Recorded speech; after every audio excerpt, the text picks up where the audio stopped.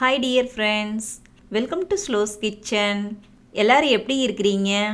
இன்னைக்கு பாத்தீங்கன்னா குறைவான பொருட்களை பயன்படுத்தி வீட்லயே சிம்பிளா லட்டு எப்படி செய்யறதுன்னு தான் பார்க்க போறோம்.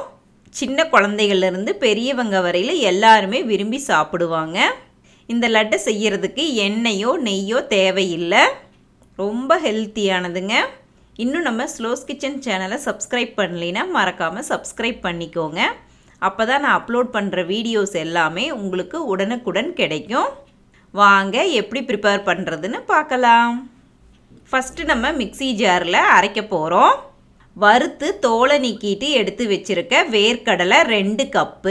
உங்ககிட்ட வறுக்காத வேர்க்கடலை இருந்தா லோ ஃப்ளேம்ல வச்சிட்டு வறுத்து எடுத்துட்டு தோலை நீக்கிட்டு சேர்த்திக்கோங்க. நீங்க எந்த கப்ல அளந்து எடுத்துக்கறீங்களோ அதே கப்ல எல்லா பொருட்களையும் சேர்த்திக்கோங்க. ஏலக்காய் 2. இந்த ஸ்டெப்பை ஸ்கிப் பண்ணாம ஆட் பண்ணிக்கோங்க. உங்ககிட்ட ஏலக்காய் பவுடர் இருந்தாலும் சேர்த்திக்கலாம்.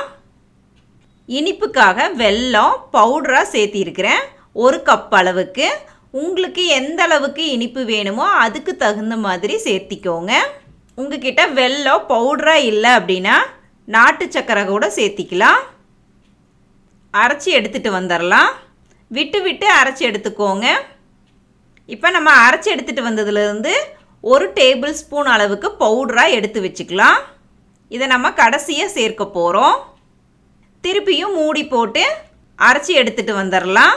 எண்ணெய் பிரிஞ்சு வர வரையிலும் நம்ம அரைச்சி எடுத்துக்கணும். பல்ஸ் மோடில் வச்சு கூட நீங்கள் அரைச்சி எடுத்துக்கலாம். பாருங்கள், நல்லா எண்ணெய் பிரிஞ்சு வந்துருச்சு. இந்த ஸ்டேஜில் நம்ம ஒரு தட்டுக்கு ட்ரான்ஸ்ஃபர் பண்ணிடலாம். கட்டி இல்லாமல் உடச்சி விட்டுக்கோங்க. குழந்தைங்க ஸ்கூல்லேருந்து வந்து ஏதாவது ஸ்நாக்ஸ் கேட்டாங்கன்னா இந்த மாதிரி செஞ்சு கொடுக்கலாம். ஒரு லட்டு சாப்பிட்டிங்கனாவே வயிறு வந்து நல்லா ஃபில் ஆகிடும். நம்ம ஆல்ரெடி அரைச்சி 1 டேபிள் ஸ்பூன் எடுத்து வச்சுருந்தோம் இல்லைங்களா, அந்த வேர்க்கடலை பவுடரை சேர்த்திடலாம். கைகளால் கலக்கி விட்டுக்கோங்க.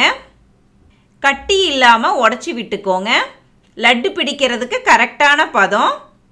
உங்களுக்கு எந்த சைஸுக்கு உருண்டை வேணுமோ அந்த சைஸில் உருண்டை பிடிச்சி எடுத்துக்கலாம்.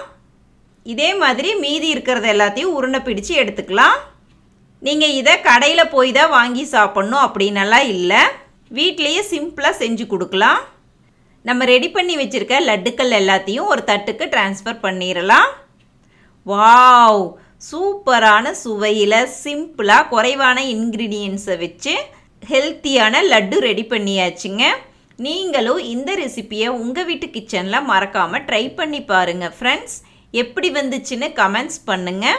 நெக்ஸ்ட் வீடியோவில் உங்களை புதுவித ரெசிபியுடன் மீட் பண்ணுறேங்க. Bye bye friends.